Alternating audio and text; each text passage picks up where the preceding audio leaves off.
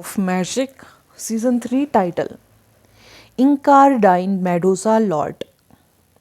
Heidi, हेडी, वो हमारी नहीं है। कुणाल की आवाज़ अचानक खड्ड के दूसरी तरफ से आई। बाकी लोग जल्दी से आवाज़ का पीछा करते हुए आगे बढ़े और देखा कि हेडी आदर्श के साथ है। आदर्श ने अपनी बाजू उसकी पतली कमर के चारों ओर लपेटी हुई थी, जबकि वे उस भयानक मादा मेडूसा के अटैकों से बचने की कोशिश कर रहे थे जो उनका पीछा कर रही थी। वो हमारी नहीं है तो अब समय आ गया है कि हम पीछे हट जाए, आहन ने कुणाल से जल्दी से कहा। मुझे लगता है कि हम घिर गए हैं। कुणाल ने अपने चारों ओर देखा। लानत है मुझे, क्या हेडी ने जानबूझकर उन्हें हमारे पास फुसलाया था? आहन चिल्लाया। बेकार कुत्ते की तरह भौंकना बंद करो और मुझ पर कुछ डिफेंस स्पिल डालो। मैं अपने आइस मैजिक से उन सभी को जमा कर रख दूंगा, कुणाल ने गुस्से में कहा। वह आहन की लगातार बड़बड़ाहट से बेहद परेशान था। उसके जैसा कोई इंसान राष्ट्रीय टीम में कैसे पहुंच गया? उसकी आवाज़ उसकी वास्तविक ताकत से अनगिनत गुना ज़्यादा मजबूत थी और उसके 10 में से 11 वर्ड्स में अश्लील बातें होती थी। मुझे जाने दो, मैं खुद चल सकती हूँ, हेडी ने गुस्से से कहा। आदर्श ने उसकी कमर को इतनी कसकर पकड़ रखा था कि उसे ऐसा लग रहा था जैसे उसे एनेस्थीसिया इंजेक्शन लगा दिया गया हो। क्या तुम ज्यादा सावधान रह सकती हो? जब डिमन प्राणियों से लड़ने की बात आती है तो तुम इतनी अनुभवहीन कैसे हो सकती हो? इससे कोई फर्क नहीं पड़ता कि तुम्हारे पास प्रभावशाली कल्टीवेशन है या नहीं। ये डिमन प्राणी तुम्हें एक पल में मार सकते हैं, आदर्श ने तुरंत उसे डांटा। सीलन और हेडमिस्ट्रेस पेरी ने उसे हेडी को साथ लाने के लिए कहा था ताकि वह कुछ कौशल सीख सके, जैसा कि उसने उम्मीद की थी। हेडी इस तरह की गंदी लड़ाई में बेहद लापरवाह थी। उसने सोचा कि वह डीमन प्राणियों से कुछ दूरी पर जाने के बाद सुरक्षित थी। उसने अपने मैजिक करना भी शुरू कर दिया था। मैजिक के लिए यह सबसे मूर्खतापूर्ण था कि उसे लंबे समय तक उसकी रक्षा के लिए किसी के बिना रहना पड़ा। तुम्हें कैसे पता चला कि मेरे नीचे एक विशाल मादा मेडूसा थी? हेडी ने भ्रमित नजर से उससे पूछा। साउंड मैजिशियन की इंद्रियां अन्य मैजिशियन की तुलना में बेहद तेज होती है। हेडी ने जमीन से कोई आवाज भी नहीं सुनी तो आदर्श को कैसे पता चला कि उसके नीचे कुछ है? अनुभव। हमारे से 2 किलोमीटर के भीतर का क्षेत्र उन मेडूसा से भरा हुआ है, लेकिन एक भी उस स्थान पर नहीं था जहां तुम थी।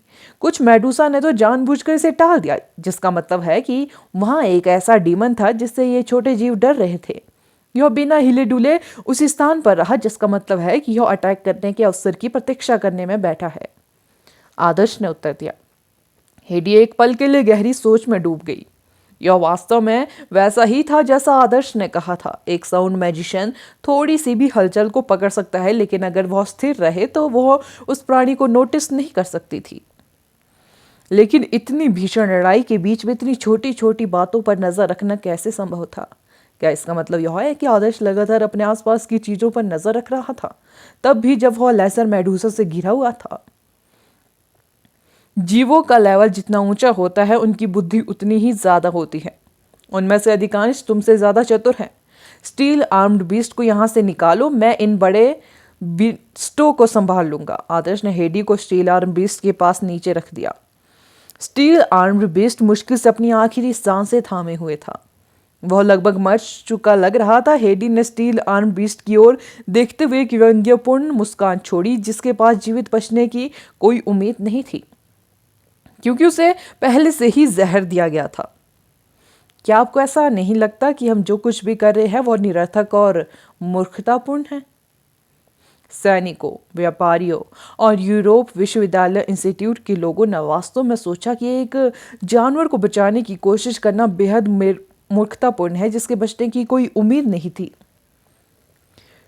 तुम क्यों चिंता करोगे कि कोई चीज निरर्थक है या नहीं? बस वही करो जो तुम्हारा दिल कह रहा है। भले ही हम इसे बचा न सके, हम इसके अवशेष वापस ले जा सकते हैं। या तुम सिर्फ उस बूढ़े भाड़े के सैनिक का आभार अर्जित करना चाहती हो? आदर्श ने जवाब दिया। मैं तो बस उस जानवर पर दया कर रही थी, हेडी ने कहा। यह एक अच्छा कारण है, आदर्श ने कहा। तो फिर तुम ऐसा क्यों कर रहे हो? हेडी ने पूछा। क्या तुमको नहीं लगता कि मैं इस तरह से बेहद सुंदर लग रहा हूं? क्या तुमने नहीं देखा कि जिन लड़कियों का प्यार फैरो ने जीता है वे अब मुझे अलग तरीके से देख रही है? आदर्श ने जवाब दिया। है? हेडी पूरी तरह से अवाक थी। ऐसा कहने के बाद वह इस बात से इनकार नहीं कर सकती थी कि आदर्श की पीठ वास्तव में अच्छी लग रही थी। जब उसने पुराने भाड़े के सैनिक को रोका और उससे कहा कि वह उसकी ओर से कॉन्ट्रैक्टेड बीस्ट को बचाएगा, हेडी ने कहा, वहाँ बेहद सारे ब्लैक मेडूसा है, मुझे डर है कि मैं उनमें से नहीं निकल पाऊंगी। आदर्श ने कहा, आहन और कुणाल की ओर बढ़ो, वे तुम्हारे लिए रास्ता साफ कर देंगे। हेडी उस दिशा में आगे बढ़ी जिस ओर आदर्श ने इशारा किया और जल्द ही उसने आइस से ढका एक बड़ा क्षेत्र देखा। उस क्षेत्र में मौजूदा सभी ब्लैक मेडूसा आइस की मूर्तियों में बदल गए। हेडी बेहद खुश थी। शुरू में उसे लगा कि दोनों लड़के यहाँ आने से बेहद डर रहे हैं। आदर्श ने महिला मेडूसा का ध्यान आकर्षित किया। इनकार्नेटाइन मेडूसा लॉर्ड मेडूसा पर्वत की नेता थी। बड़े नर मेडूसा, छोटी मादा मेडूसा और छोटे नर मेडूसा सभी उसके अधीनस्थ थे। आदर्श को अच्छी तरह पता था कि उसका प्रतिद्वंदी कितना कठिन होने वाला था। जैसा कि मेडूसा लॉर्ड प्रकट हुआ, बाकी सभी पुरुष मेडूसा तुरंत उसके सामने दिखावा करने के लिए उस पर टूट पड़े। वहां काफी संख्या में बड़े नर मेडूसा थे। आदर्श ने बताया कि उनकी संख्या करीब 7 थी। गहरे लाल रंग का नर मेडूसा उनमें से सबसे कम ताकतवर था, सबसे अधिक ताकतवर था।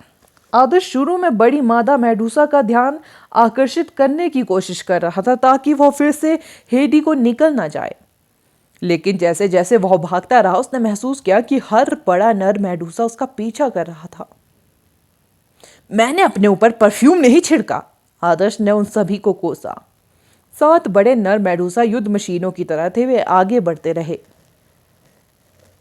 और अपने रास्ते में आने वाली हर चीज को तोड़ते रहे, जिसमें विशाल चट्टानें, दीवारें और रेत के टीले शामिल थे।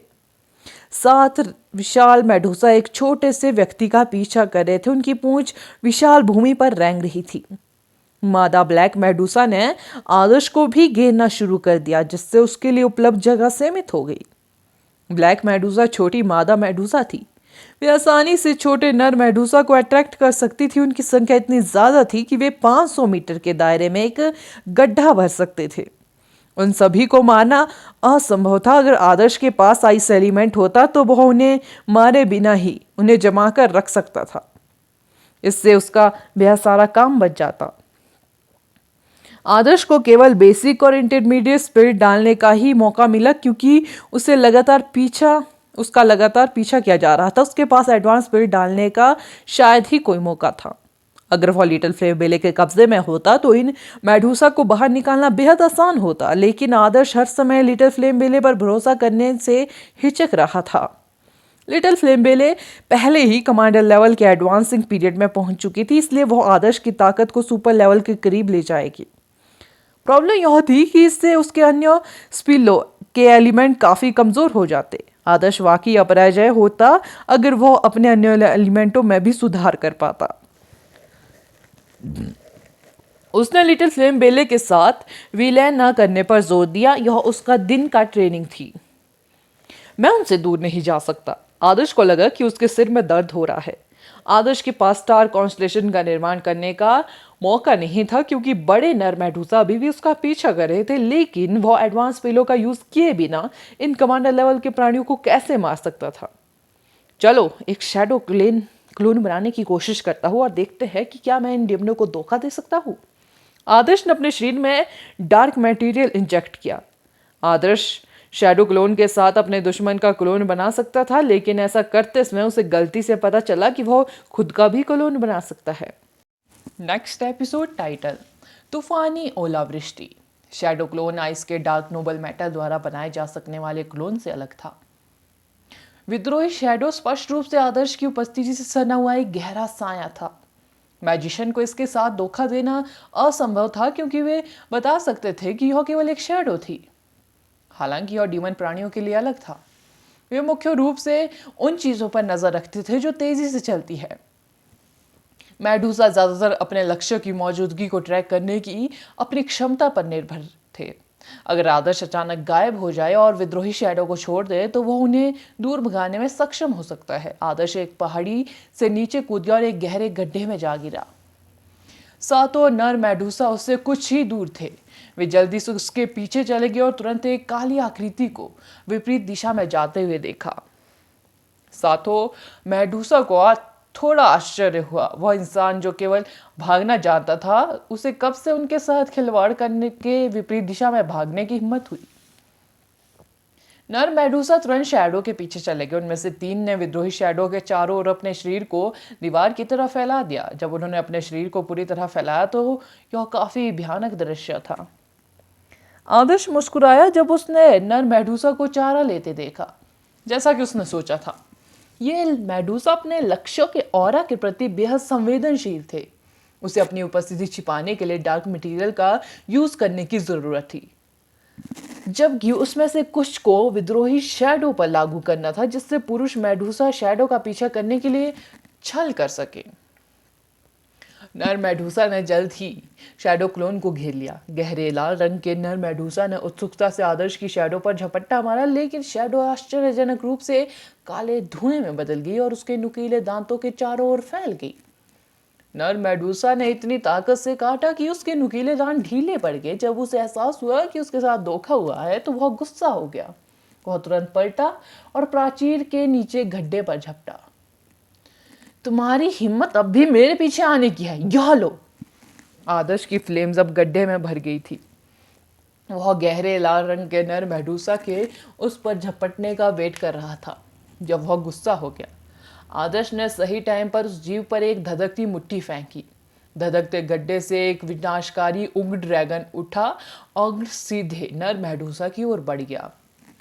उग्र ड्रैगन को रोकना असंभव था। नर मेडूसा ने जब महसूस किया कि भयानक शक्ति उसके करीब आ रही है तो उसने खुद को पीछे खींचने की कोशिश की, लेकिन उग्र ड्रैगन ने पहले ही उसे हवा में उछाल दिया था। नर मेडूसा सबसे ऊंचे स्थान पर पहुंचते ही गोल गोल घूमने लगा। अचानक विस्फोट होता है।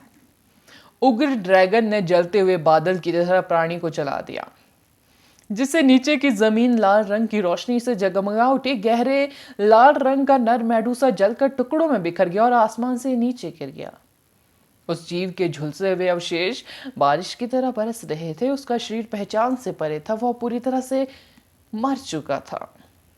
अन्य नर मेडूसा उग्र ड्रैगन से डर चुके थे। अपने साथी की भयानक मौत को देखने के बाद वे अब उस धधकते गड्ढे के और करीब जाने की हिम्मत नहीं कर पा रहे थे, जिसमें कि आदर्श था। आदर्श ने पंच के साथ लिटिल फ्लेम वेले की शक्ति का यूज नहीं किया। इस तरह से एक भी नर मेडूसा को मारना उतना आसान नहीं था जितना कि तीनों सोल ग्रेड फ्लेम्स का यूज करने पर।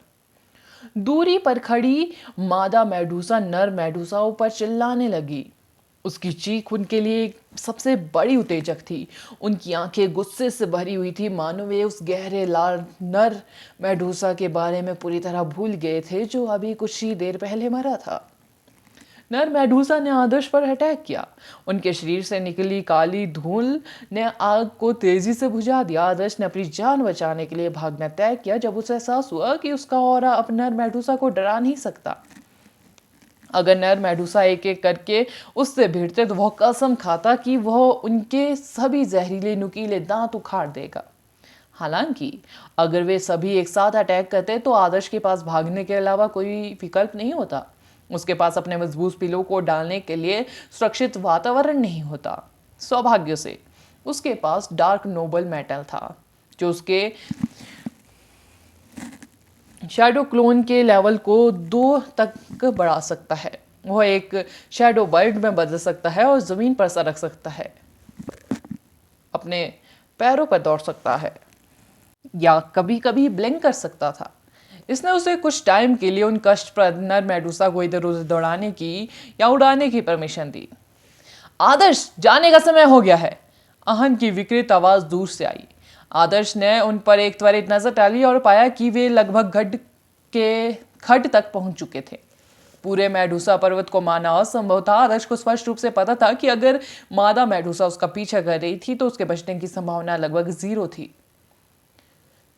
मुझे एक हाथ दो। आदर्श के पास जगह कम पड़ रही थी। नर मेडूसा उसे मादा मेडूसा की ओर शिकार के रूप में जाने के लिए मजबूर कर रहे थे। आदर्श पहले से ही मादा मेडूसा को लगभग 500 मीटर दूर एक गगनचुंबी इमारत की तरह आसमान में उड़ते हुए देख सकता था। यह ऐसा था जैसे एक महान महारानी धीरे धीरे अपने मेकअप को व्यवस्थित करते हुए अपनी गोद में नैपकिन रख रही हो और नर मेडूसा के लिए स्वादिष्ट भोजन पेश करने का वेट कर रही हो। आदर्श जानता था कि उस पर दौड़ना आत्महत्या होगी, लेकिन नर मेडूसा, छोटी मादा मेडूसा और छोटे नर मेडूसा ने उस क्षेत्र को बंद कर दिया। वो हर समय ब्लिंक का यूज नहीं कर सकता था। एक बार जब वो फंस गया तो उसके पास उस दिशा में भागने के अलावा कोई विकल्प नहीं होगा जिस दिशा में वे उसे मजबूर कर रहे थे। उससे कुछ मदद की जरूरत थी, अन्यथा यह केवल समय की बात थी कि वो मादा मेडूसा के पेट में एक छोटे से अनाज के रूप में समाप्त हो जाएगा। भले ही इंसानों के पास ज्यादा मांस नहीं था, लेकिन मैं एक मैजिशियन के पास स्वाभाविक रूप से बेहद ज़्यादा ऊर्जा होती थी। डीमन प्राणियों को इंसानों को खाने का इतना शौक था। इसका कारण यह था कि मानव मैजिशियन उनके लिए बेहद अच्छे पोषक तत्व थे। तूफानी ओलावृष्टि। आदर्श से करीब 1 किलोमीटर दूर एक तेज आवाज सुनाई दी। कुणाल एक ऊंचे रेत के टीले पर खड़ा था। उसने इलाके पर बर्फीले ओले बरसाए। सबसे बड़े ओले तरबूज के आकार के थे, जबकि सबसे छोटे और अंगूठे के आकार के।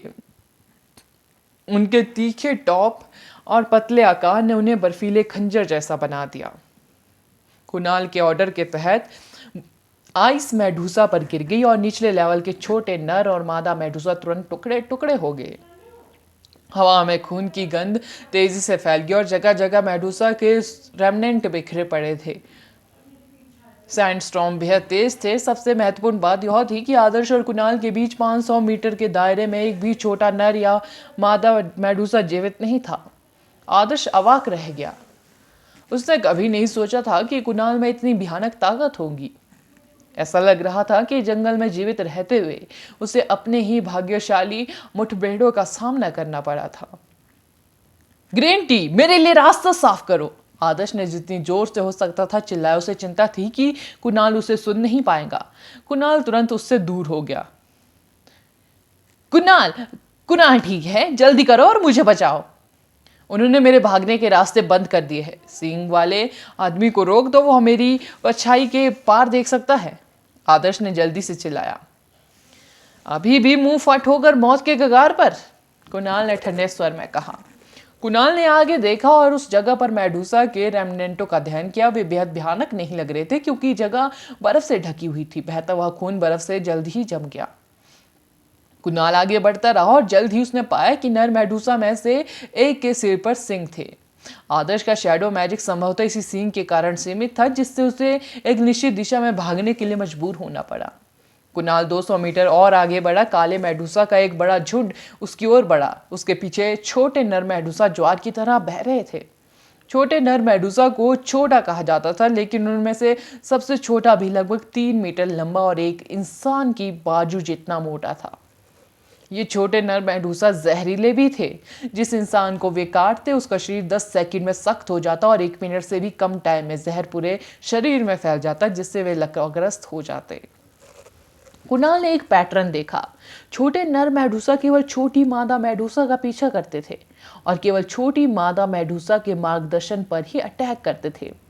छोटी मादा मेडूसा के बिना वे ढीली रेत की चादर के अलावा कुछ नहीं थे, डरपोक और कमजोर।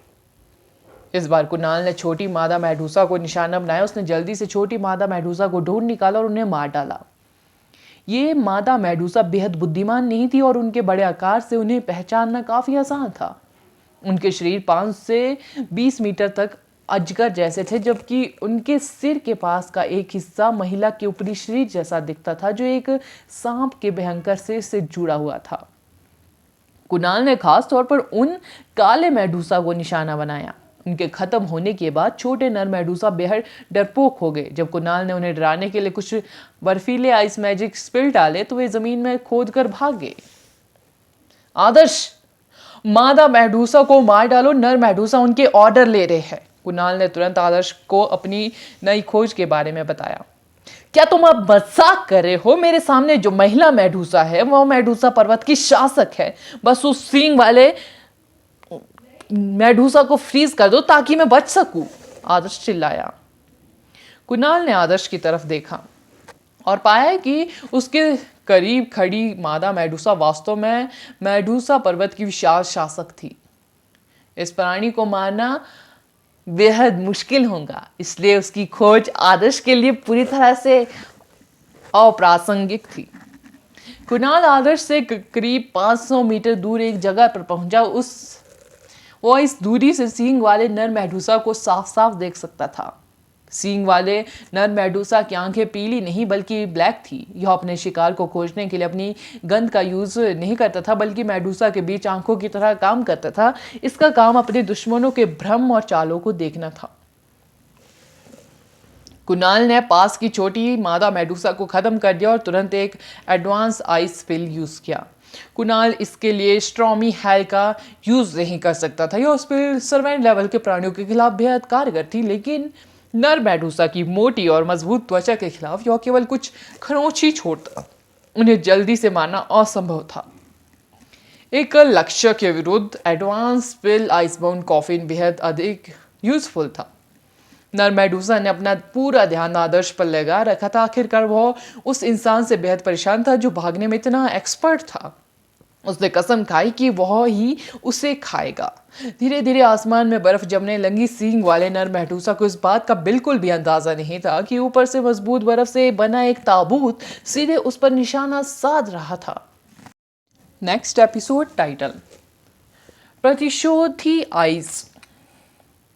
आदर्श भागने के लिए तैयार हो जाओ, कुणाल ने आदर्श पर चिल्लाते हुए कहा जब वह लगभग अपना मैजिक दिखा चुका था।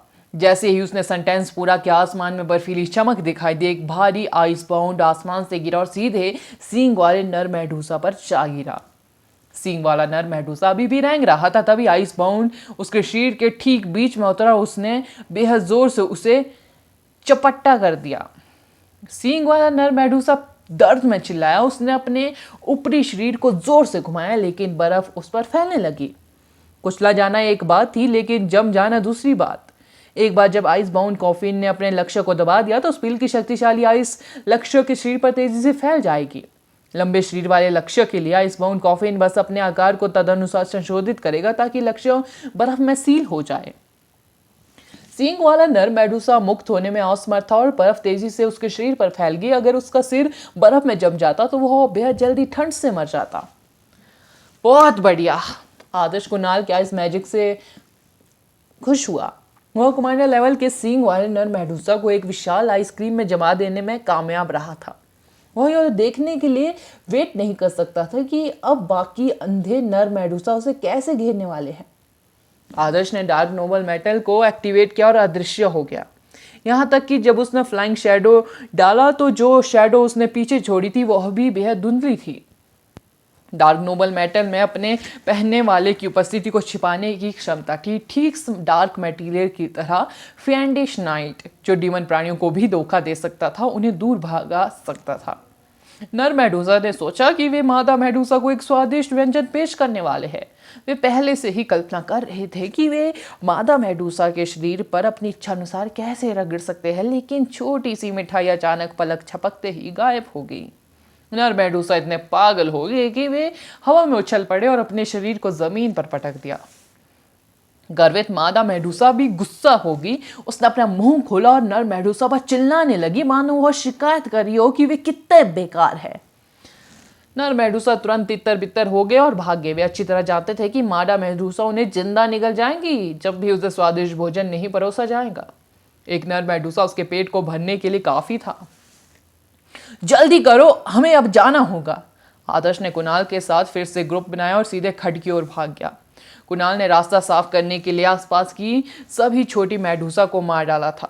उसने आदर्श को देखा और मेडूसा के जहरीले नुकीले दांतों के कुछ चोटें देखी। उसने अचानक कहा, तुम्हें जहर दिया गया है, यह तुम्हें लकवाग्रस्त कर देगा। ऐसा नहीं होगा, जहर आखिरी चीज है जिससे मैं डरता हूं। चलो बाद में बात करते हैं। मादा मेडूसा आ रही है, आदर्श ने जवाब दिया। आदर्श ने सही अनुमान लगाया। मादा मेडूसा जब गुस्सा होगी, जब नर मेडूसा उसे पकड़ने में नाकामयाब रहे। उसने अपने बेकार साथियों को एक तरफ धकेल दिया और फैसला किया कि वह खुद ही उसे पकड़ेंगी। मादा मेडूसा में रेत को अपना क्षेत्र मानकर समुद्री सांप की तरह जमीन में गोता लगाने की क्षमता थी। वो गोता लगाने और जमीन के नीचे स्वतंत्र रूप से घूमने में एक्सपर्ट थी। जल्दी करो, यह हमें जल्द ही पकड़ लेंगी, आदर्श ने कहा। आदर्श ने गीजा के महान पिरामिड के खिलाफ लड़ाई के दौरान कुछ रेड मेडूसा से लड़ाई की थी। वे भूमिगत चलते समय बेहद तेज थे। उसने उन्हें कई बार 1 किलोमीटर दूर जमीन में गोता लगाते हुए भी देखा था। फिर भी वे कुछ ही सेकंड में अचानक उसके पैरों के नीचे की जमीन से ऊपर उठ जाते थे। यह रेड मेडूसा की क्षमताओं में से एक थी। केवल पूरी तरह से लाल हो चुकी मेडूसा में ही यह क्षमता थी। इसलिए आदर्श ने अवचेतन रूप से महसूस किया कि जैसे ही उसने मादा मेडूसा को जमीन में गोता लगाते देखा, उसके पैरों के नीचे की जमीन असुरक्षित थी। आहन, जल्दी से हम पर अपना डिफेंस मैजिक यूज करो, आदर्श ने आहन पर चिल्लाया। उसे महसूस हो गया था कि मादा मेडूसा उनके बेहद करीब थी। क्या तुम लोग अब सुरक्षित नहीं हो? आहन ने असमंजस में पूछा। बहुत होगी बातें, जल्दी करो, अपना मैजिक यूज करो, आदर्श ने बड़बड़ाते हुए कहा। आहन एक अर्थ मैजिशियन था। उसने जल्दी से महसूस किया कि एक असामान्य शक्ति तेजी से जमीन के माध्यम से आ रही है। बैक्सिया की सील प्रेमिंग रेस लाइट स्केल आर्मर। आहन ने अपने मैजिक को बेहद तेज तरीके से यूज किया। आदर्श और आहन पर बारिश की बूंदों की तरह लाइट के बिंदु बरस रहे थे, जिससे उन पर प्रकाश से बने चमकदार कवच बन के। भले ही प्लमेंटिंग रेस को एक अटैक स्पेल माना जाता था, लेकिन आहन ने जिस लाइट आर्मर को स्पेल में संशोधित किया था उसमें एक बेहतरीन बचाव था। प्रकाश को ढेर करना भी संभव था। इसलिए भले ही आदर्श और कुणाल पर प्रकाश कवच पतला दिख रहा था, लेकिन यह हजारों प्रकाश किरणों से बना था। क्या तुम बेवकूफ हो? यह हमें पूरी तरह से निगल सकता है, यह काम नहीं करेगा, आदर्श ने कहा। यह हमारे नीचे है। कुणाल का चेहरा पीला पड़ गया और मेडूसा उसकी कल्पना से कहीं ज्यादा तेज थी। ब्लिंक! आदर्श के पास आहन को डांटने का टाइम नहीं था। उसने जल्दी से एक सिल्वर स्टार कॉन्स्टलेशन बनाया। जैसे ही उसका 6 स्टार पैटर्न बना, जमीन हिलने लगी। एक गहरी काली सुरंग बन गई जो एक अथाह खाई की तरह थी, जिससे आदर्श को आखिरी स्टार पैटर्न खत्म करने का समय ही नहीं मिला। Well canon! करीब 300 मीटर दूर से एक मधुर आवाज आई। हेडी के राख जैसे भूरे बाल हवा में लहरा रहे थे और उसके कपड़े भी जोर जोर से फड़फड़ा रहे थे। स्पेस एलिमेंट की एक मजबूत ऊर्जा उसकी भुहों के बीच से फूट पड़ी। इच्छा शक्ति का कोई प्रक्षेप पथ नहीं था, ना ही इसने 300 मीटर पार करते समय कोई निशाना छोड़ा। लेकिन इसने मादा मेडूसा के सिर के पिछले हिस्से पर तब अटैक किया जब वह आदर्श और कुणाल को पूरी तरह निगलने वाली थी। इस विशाल बल ने प्राणी के सिर को जमीन पर गिरा दिया। मादा मेडूसा का बाकी शरीर अभी भी भूमिगत था, क्योंकि विल कैनन द्वारा पीछे धकेले जाने के बाद उसका सिर और गर्दन रेत के टीले पर भारी रूप से पटक दिए गए थे। आदर्श और कुणाल मुश्किल से मौत से बच पाए। वे रेड मेडूसा के सिर के पीछे के निशान को खाली चेहरे के साथ एक लंबी सांस की लेते हुए घूरते रहे। जो पागलपन है! आहन ने मुड़कर ऊंची हेडी की ओर थम्स अप उठाया। दूसरी ओर आदर्श और कुणाल जैसे ही होश में आए, वे तेजी से भाग रहे थे। वे अपना सिर इधर उधर घुमाने की हिम्मत नहीं जुटा पाए, जैसा कि उन्होंने सोचा था। मादा मेडूसा, जिसके सिर में अब छेद हो चुका था, अभी मरी नहीं थी। उसने अपना सिर रेत से बाहर निकाला और धीरे धीरे उनकी ओर बढ़ी। मादा मेडूसा ने उनका पीछा नहीं किया। उसकी आंखें स्पॉटलाइट की तरह थी जो आदर्श, कुणाल और हेडी को घूर रही थी, मानो वह उनकी निगाहों को अपने दिमाग में अंकित करने की कोशिश कर रही हो। प्रतिशोध की आंखें! किसी कारण से आदर्श, कुणाल और हेडी मादा मेडूसा की आंखों को उन्हें घूरते हुए देख पाए। भले ही उन्होंने मुड़कर नहीं देखा, सा लगा जैसे उनके पीछे की दुनिया अचानक मौत की काली बर्फीली खाई में बदल गई हो। उनके बचने का एकमात्र मौका एक संकरा रास्ता था जो उन्हें आगे एक चट्टान की ओर ले जाता था। जैसे जैसे वे भागते रहे, संकरी चट्टान उन्हें अंततः प्रतिशोधी मादा मेडूसा के पेट के अंदर के अंधेरे से दूर ले गई। School of magic season 3 next episode. Title: भयानक कर्स। तीनों लोग खाई के नीचे की ओर भागे और सुरक्षित स्थान पर पहुंच गए। मेडूसा को पता था कि अगर वे खड्ड में चले गए तो मानो मैजिशियन उन पर मैजिक कर देंगे, इसलिए उन्होंने अपने लक्ष्यों का बेतहाशा पीछा नहीं किया। हालांकि आदर्श, आहन, कुणाल और हेडी की पीठ पर धुंध अभी भी छाई हुई थी। ऐसा लगा जैसे जब वे पीछे मुड़े तो उनकी दृष्टि अवरुद्ध हो जाएगी। वे अंधेरे में केवल प्रमुख महिला मेडूसा की आंखें ही देख सकते थे। आप बड़ी मुसीबत में हैं। काफिले के नेता हल्ला ने उन्हें तत्काल सूचित किया। क्या हम पहले ही इससे बच नहीं चुके हैं? अहन ने असमंजस में सांस ली। तुम प्रतिशोध की आंखों से शापित हो, जो मेडूसा की सबसे डरावनी क्षमता है। प्रतिशोध की आंखों के शाप से एक भी इंसान जीवित नहीं बच पाया। हजारों सालों से ऐसा ही होता रहा है। बूढ़े हल्ला ने आदर्श और बाकी लोगों को सख्त चेतावनी दी। यह सिर्फ एक बड़ी मादा मेडूसा है। अगर उसके आसपास इतने सारे नर मेडूसा और छोटे मेडूसा नहीं होते तो मैंने अब तक अपने लिए सांप का स्टू बना लिया होता। आदर्श ने बिना प्रभावित हुए कहा, नहीं नहीं नहीं, आपको इसे इतने हल्के में नहीं लेना चाहिए। प्रतिशोधी की आंखें मेडूसा का एक भयानक कर्स है। यह आपको उनकी पूरी प्रजाति की घृणा से भर देगा, यहाँ तक कि सांप जैसे छोटे और सांप डीमन भगवान जैसे विशाल जीव भी अपने चिन्हित दुश्मनों पर पागल हो जाएंगे। हल्ला ने कहा, मैं अपने स्टील आर्म बीस्ट को बचाने के लिए आप सभी का आभारी हूँ, लेकिन कृपया प्रतिशोधी की आंखों को कम मत समझिए। मेरे पास एक बेहद अनुभवी सीनियर, एक शक्तिशाली हंटर मास्टर था। उसने बीकेरिस के पिरामिड के पास एक मेडूसा का अंडा चुराया और भागने के दौरान प्रतिशोध की आंखों ने उसे चिन्हित कर लिया। जिस दिन वह न्यू स्वेस वापस आया, उसने अंडे को बेहद ज्यादा कीमत पर बेच दिया और देर रात तक शराब पीता रहा। मैं ही वह व्यक्ति था जिसने उसे उसके कमरे में वापस पहुंचाया। अगली दोपहर मैं उसे जगाने गया ताकि हम साथ में लंच कर सकें, लेकिन जब मैंने दरवाजा खोला तो मैंने कुछ ऐसा देखा जिससे मैं जीवन भर कभी नहीं भूलूंगा। चार्ड ने आदर्श और अन्य लोगों को सख्ती से बताया। क्या वह मर गया था? अहन ने पूछा। पूरा कमरा सांपों के छोड़े गए निशान से भरा हुआ था। सफेद चादरें भयानक लाल रंग की हो गई। जब मैंने कंबल पलटा तो मेरे सीनियर का कोई निशान नहीं था। मुझे सिर्फ उसकी खोपड़ी, उसके बाल, उसके फटे कपड़े, उसकी आंखें और उसकी पैर की उंगलियां मिली। चार्ड ने उस भयानक दृश्य को याद किया। उसकी आंखों में डर साफ दिखाई दे रहा था। क्या वह शहर में नहीं था? उस पर अटैक कैसे हुआ? आदर्श ने उत्सुकता से पूछा। यह वही है जिसके बारे में मैं सबसे ज्यादा उलझन में था। हम शहर के बीच में थे और आसपास कई हंटर थे।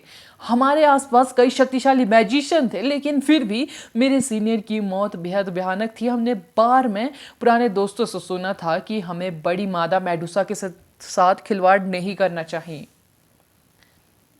मेडूसा की सेना उनके साथ सबसे डरावनी चीज नहीं है, बल्कि उनकी आंखें हैं। एक बार जब मादा मेडूसा आप पर नजर रखती है तो बचने का एकमात्र तरीका मौत है। मुझे हमेशा लगता था कि यह सिर्फ एक कहानी है, या शायद मादा मेडूसा के पास किसी तरह की शक्ति है जिसे हम समझ नहीं पाते। वे डरावने जीव बन गए क्योंकि लोग लगातार अफवाहों के जरिए उनकी शक्ति को बढ़ा चढ़ाकर बताते रहते हैं। लेकिन मेरे सीनियर की मौत देखने के बाद चार्ज आगे चुप हो गया। मेडूसा को दूर ले जाने और काफिले की सुरक्षा की गारंटी देने का तरीका ढूंढते समय वह कितना शांत और संयमित था। उसकी तुलना में वह आदमी अब डर से घिरे एक छोटे बच्चे की तरह था, मानो वह मिस्र, रेगिस्तान और मेडूसा के बारे में पूरी तरह से अनजान हो। बिस्तर पर मरना, यह थोड़ा घटना के बारे में सुनकर आहन के रोंगटे खड़े हो गए। आदर्श भी गहरी सोच में पड़ गया। अगर वो आदमी शहर में था तो उसे जिंदा कैसे खाया गया? क्या मादा मेडूसा की प्रतिशोधी की आइज वाकई इतनी डरावनी थी? मैंने प्रतिशोधी की आंखों के बारे में भी सुना है। यह अफ्रीका में मेडूसा का सबसे घातक कर्स है। मुझे डर है कि हमें माफी मांगनी पड़ेगी क्योंकि हमें कुछ और काम निपटाना है, वाणी ने कहा। सर, क्या हम ऐसे ही चले जाएंगे? क्या यह सब हमारी वजह से नहीं हुआ? जोई ने कहा। कुछ अफवाहें डरावनी थी, भले ही लोगों ने उनके बारे में पहली बार सुना हो। यह इसलिए डरावना नहीं था क्योंकि दुश्मन कितना भयानक था, कर्स कितना बेकार और क्रूर था, लेकिन यह इसलिए डरावना था क्योंकि पीड़ित अब अपने ही इलाकों में भी सुरक्षित नहीं थे। कल्पना कीजिए कि आप एक आलीशान शहर में अपने कमरे में बिस्तर पर मर रहे हैं। जब मैजिशियन जाग रहे थे तो उनके पास जंगल में डीमन प्राणियों से बचने के लिए अलग अलग तरीके थे, बशर्ते वे काफी मजबूत और अनुभवी हो। हालांकि हर समय अलर्ट रहना असंभव था। कर्ज के शिकार लोग अपनी आंखें बंद करने का जोखिम नहीं उठा सकते थे। इससे पहले कि वे यह समझ पाते कि डीमन प्राणी एक व्यस्त शहर में कैसे घुसकर उनके कमरे तक पहुंच सकते थे, वे अपने करीबी लोगों से भी कोई संपर्क नहीं कर सकते थे क्योंकि इससे उन्हें खतरा हो सकता था। यह सबसे यातनापूर्ण हिस्सा था, जबकि वे लगातार कर्ज से परेशान थे। हम उनकी मदद के लिए कुछ नहीं कर सकते। हमने मेडूसा को काफिले की ओर अट्रैक्ट किया, लेकिन अंत में उन्होंने ही वापस लौटने का फैसला किया। मेंटर वाणी ने दृढ़ता से उत्तर दिया। यूरोपीय विश्वविद्यालय संस्थान के लोगों ने स्पष्ट रूप से कर्ज के बारे में पहले ही सुन लिया था और बिना किसी हिचकिचाहट के वहां से चले जाने का फैसला किया। वाणी को यह भी एहसास हुआ कि उसे हेडी का स्नेह जीतने की कोई उम्मीद नहीं थी, इसलिए वह और समय बर्बाद नहीं करना चाहता था। अपने स्टूडेंटों को ग्रेजुएट करने में मदद करना अधिक इम्पॉर्टेंट था। जोई के पास दूसरों का पीछा करने के अलावा कोई विकल्प नहीं था। उसने आदर्श से माफी भी मांगी, लेकिन आदर्श को इससे कोई फर्क नहीं पड़ा। वे सिर्फ अजनबी थे जो संयोग से मिले थे। वह ज़्यादा से ज़्यादा यही कर सकता था कि अगली बार जब वह फिर से यूरोपियन यूनिवर्सिटी इंस्टीट्यूट के पुरुष स्टूडेंट्सों से टकराए तो उन्हें पीट दे। यह कोई बड़ी बात नहीं थी। मैं आप लोगों के साथ रहूंगा। अभिशाप केवल एक निश्चित अवधि तक ही चलना चाहिए, चार्ड ने कहा। नहीं, और ठीक है, हम उतने कमज़ोर नहीं हैं जितना आप सोचते हैं। मेडूसा का कर्ज लाओ, मैं उन्हें बता दूंगा कि एक मैजिशियन के साथ खिलवाड़ करना एक बुरा सपना है जिसके हाथ हाल ही में बेहद खुजली कर रहे हैं, आदर्श ने कहा। आदर्श मेडूसा का वध करने गया था क्योंकि वह पुराने भाड़े के सैनिक के बलिदान से प्रभावित था। इसके अलावा उसे और अधिक सोल रेमनेंट और सोल एसेंस इकट्ठा करने की जरूरत थी। वो अपनी हाल ही उपलब्धियों से काफ़ी खुश था। पिछली लड़ाई के बाद उसका समनिंग गेट 100 से अधिक हो चुका था। अब उसके पास 43 विशाल सफेद भेड़िए, 58 सफेद चिन्हित भेड़िए। मेडूसा पर्वत क्या यह था? एक बार जब वह पर्याप्त भेड़िए इकट्ठा कर लेता तो वह उन्हें दिखाता कि वह कुत्तों को कैसे बाहर निकालने जा रहा है, भेड़ियों को बाहर निकालने जा रहा है। मैं आप लोगों को परेशान नहीं करूंगा, लेकिन कृपया मुझे आप पर नज़र रखने दीजिए। एक हफ्ते के लिए आप और सुरक्षित हो जाए, उसके बाद मैं चला जाऊंगा, चार्ड ने कहा। ठीक है, मुझे लगता है कि मैं भी आपसे काहिरा के बारे में अधिक जान सकता हूँ। आदर्श ने उस आदमी के आग्रह पर उसकी दयालुता स्वीकार की। वैसे भी वे एक हफ्ते में चले जाएंगे, इससे कोई फर्क नहीं पड़ेगा। अगला एपिसोड जानने के लिए बने रहे मेरे चैनल के साथ। Thank you.